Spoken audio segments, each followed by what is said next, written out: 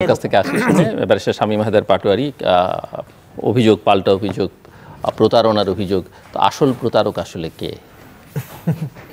এটা ম্যাট্রিকুলাস design phase 2 বা 3 শুরু হয়ে গেছে গত বছর খুব সম্ভবত 31 ডিসেম্বরে বা 1 জানুয়ারি ছাত্ররা হাসনাতের নেতৃত্বে জুলাই ঘোষণা জুলাই সনদের একটা আন্দোলন করে, সেটা তারা অবস্থান ধর্মঘট করে, দাবি জানায়, সেটা খুব হাস্যকর। সেই সময় সবাই এটাকে গুরুত্বের সাথে দেয়নি। তখন মনে হচ্ছিল সংবিধান আছে, স্বাধীনতার ঘোষণা আছে, আরেকটা ঘোষণা কেন লাগবে, ভোট হয়ে যাক, ইলেকটেড গভর্নমেন্ট আসুক। এরপরে অনেক কিছু ঘটে গেল এবং মোস্ট ইম্পর্টেন্ট যেটা ঘটে গেল সেটা হচ্ছে ডিসেম্বরে যে ভোটের জন্য বিএনপি যে অসাধারণ হাইপ উঠিয়েছিল তাদের সাংগঠনিকভাবে দাবি সব কিছু মিলিয়ে, যখনই ডিসেম্বরে ভোটটা পিছিয়ে ফেব্রুয়ারিতে চলে গেল পুরো হাইপটা স্তিমিত হয়ে গেল এবং ডিসেম্বর পর্যন্ত বিএনপি আর কোনো প্রতিবাদ করার প্রশংসা ছাড়া, প্রতিবাদ তো পরের কথা, প্রশংসা সরকারের প্রশংসা করার জন্য। আর রাজনীতি খুব নিষ্ঠুর খেলা। আপনি এখানে তোষামত করে, খুশি করে, প্রশংসা করে আপনার প্রাপ্তি হবে, এটা কখনোই হয়নি। এটা নিষ্ঠুর বাস্তবতার খেলা। সে কারণেই আমার মনে হয় বিএনপি যখন শক্তি দেখাতে পারত তখন বিএনপি শক্তি দেখায়নি।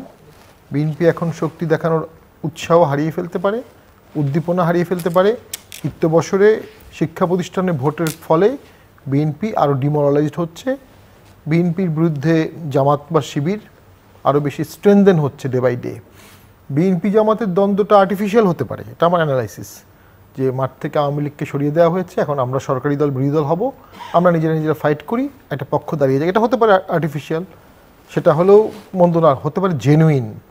যদি বিএনপি জামাতের জেনুইন দ্বন্দ্ব হয় তাহলে কিন্তু আওয়ামী লীগের ফিরে আসার সম্ভাবনা অনেক বেড়ে যাবে। আওয়ামী লীগের শক্তিটা অখণ্ড আছে, যেটুকু আছে কম বেশি। আপনি কি বিএনপি জামাতকে আবার এক হতে বলছেন? না, মানে যদি আলাদা থাকে তাহলে আওয়ামী লীগ ফিরে আসতে পারে, আওয়ামী লীগ ফিরে আসলে তখন বিএনপি জামাত এক হতে পারে। বিএনপি জামাত এক না হলে অদূর ভবিষ্যতে অনেক পরে, অনেক প্রতারিত হওয়ার পর বিএনপি আওয়ামী লীগও এক হতে পারে। রাজনীতিতে শেষ কথা বলে কিছু নাই। এরশাদ স্যারের বিরুদ্ধে বিএনপি আওয়ামী লীগ সবাই একসাথে আন্দোলন করেছিল না? বিএনপি আওয়ামী লীগ জাসদ জামাত সবাই তো করেছিল। তো এই সরকার বিএনপিকে যে ফেব্রুয়ারির 12 তারিখে ভোটের কথা বলেছে, কিন্তু সরকারের শীর্ষ দল এনসিপি গতকালকেও বলেছে ফেব্রুয়ারিতে ভোট সম্ভব না। এবং এনসিপির এই শাপলা মার্কা নিয়ে যে ডিবেটটা, এই টোটাল ডিবেটটাই ভোটটাকে ফ্রাস্ট্রেট করার।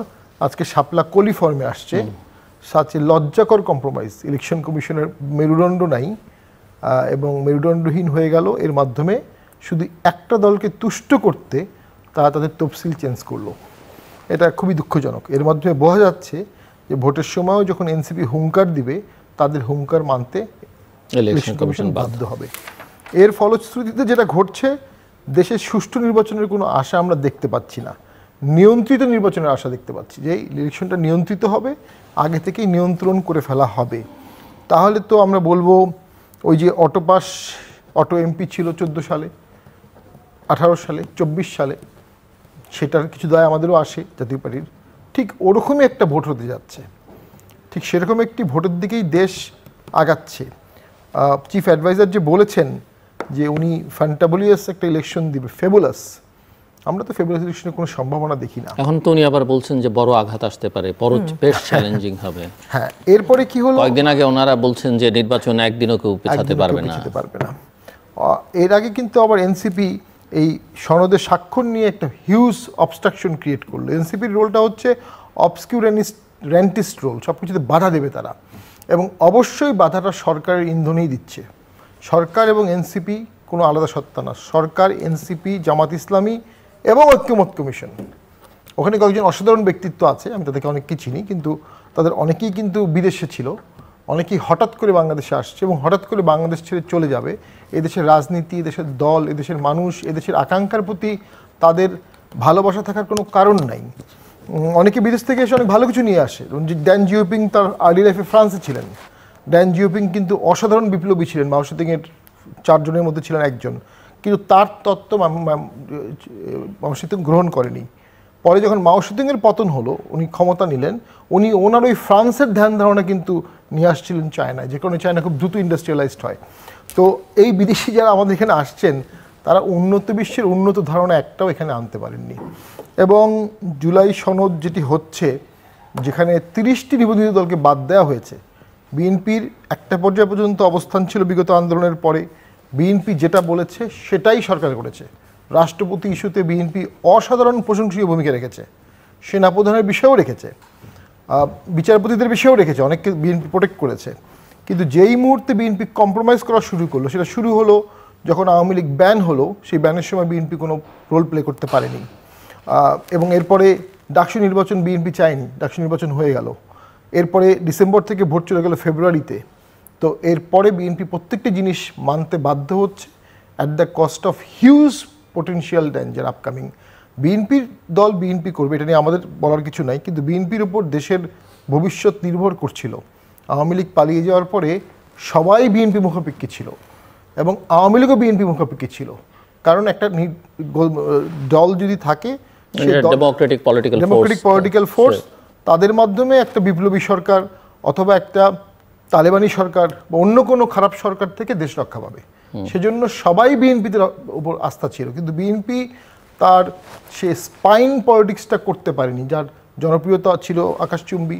বিএনপি যা বলতো তাই হতো, কিন্তু সেটা থেকে বিএনপি আজকে সরতে সরতে এমন পর্যায়ে চলে গেছে, এখন যদি গণভোট হয়ে যায় বিএনপি প্র্যাকটিক্যালি পলিটিক্যালি আর স্ট্যান্ড করতে পারবে না, কারণ তখন সবাই তারা যে কথাগুলো তারা বলছে এগুলো বাস্তবায়ন করতে পারছে না। আমি জাস্ট আপনি মানে আপনার কি ধারণা, মানে হাইপোথেটিক্যালি যদি আমাকে বলেন, এই গণভোটের ইস্যু তো আমরা বুঝতে পারছি যে বিএনপি, জামাত, এনসিপি তাদের সবার চাওয়া ইসলামী আন্দোলন, এবং সরকার হয়তো গণভোটটা দিয়ে দিলে বিএনপি আসলে কি করবে?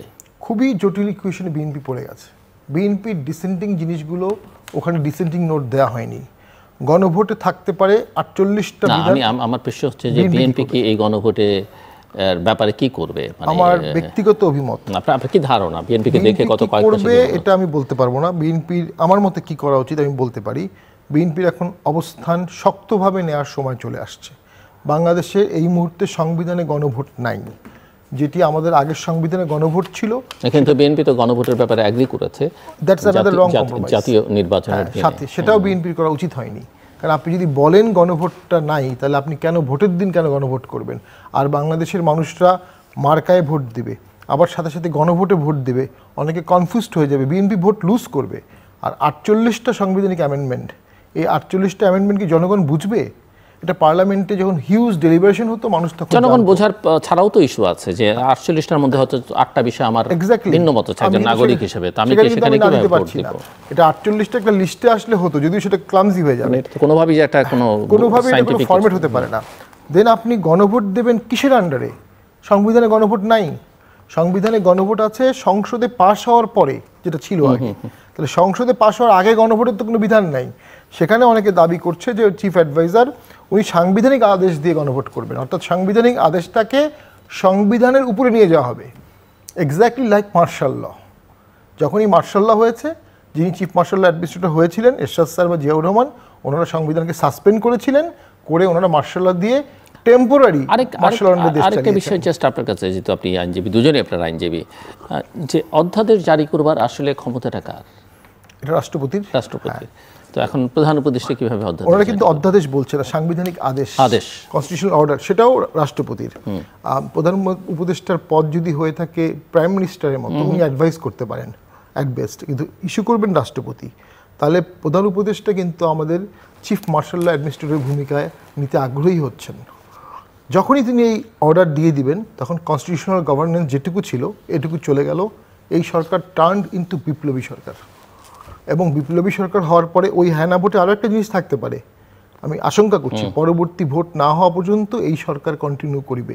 এটা আগের দুটো হ্যানা ভোটেও ছিল, এবং সেটাই যদি হয়ে থাকে তাহলে ভোট পিছিয়ে যাবে এবং ভোট হতে অনেক দেরি হবে।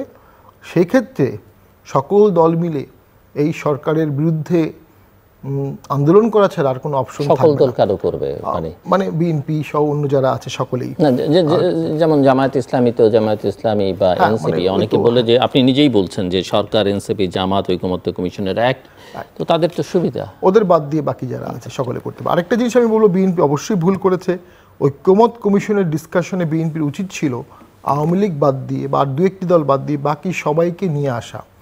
সালাউদ্দিন সাহেবের সাথে তর্ক করেছে এনসিপির একজন জুনিয়র নেতা বা অন্য একটি দল, যে জীবনে ভোট করেনি, যে কখনো ভোটে যায়নি, যার রাষ্ট্র সংবিধান সম্পর্কে ধারণা নেই, কিন্তু উনি সালাউদ্দিন সাহেবের সাথে তর্ক করছেন, সালাউদ্দিন সাহেব ঘন্টার ঘন্টা এগুলো তর্ক করছে। অর্থাৎ বিএনপিকে কোথায় নামিয়ে দেওয়া হয়েছে অথবা ওই দলগুলোকে কোথায় উঠিয়ে দেওয়া হয়েছে। যদি 50টি দল সেখানে থাকতো, অসংখ্য প্রশ্নের উত্তর সালাউদ্দিন সাহেবকে দিতে হতো না। পক্ষ করে ফেলেছে ওখানে এনসিপি, বিএনপি, জামাত, বাংলাদেশে 3টি দল। এই 3টিকে হাইলাইট করা হয়েছে। বিএনপি সেই ফাঁদেও হাত দিয়েছে। বিএনপি আমি মনে করি এখন বৃহত্তর ঐক্যমত করার সময় চলে আসছে বিএনপির।